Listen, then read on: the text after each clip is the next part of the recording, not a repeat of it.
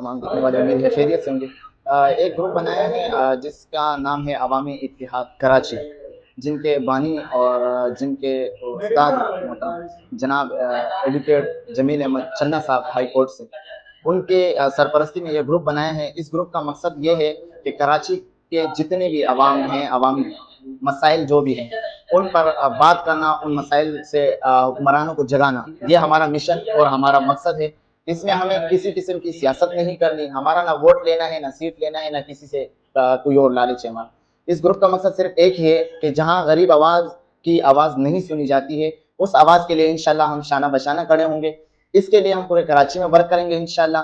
और इस वक़्त हमारे साथ अल्हम्दुलिल्लाह 3 साइड आ चुके हैं। शालाती भी अल्हम्दुलिल्लाह आया और हमारा सुरागपुर टाउन भी इंशाल्लाह आएगा और मज़ीद हमारे साथ सरजानी टाउन भी इंशाल्लाह इस ग्रुप के अंदर हमारे साथ हैं।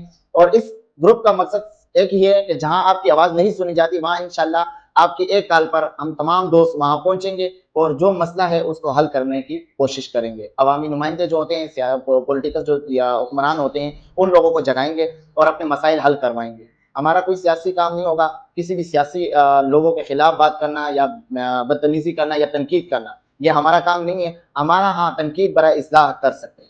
इस ग्रुप का मकसद यही है। इस ग्रुप के अंदर हमारे साथ बगैर सियासत के, बगैर किसी सियासत के, बगैर लालच के हमारे साथ जो बंदा आना चाहता है हमारे साथ राब्ता करें।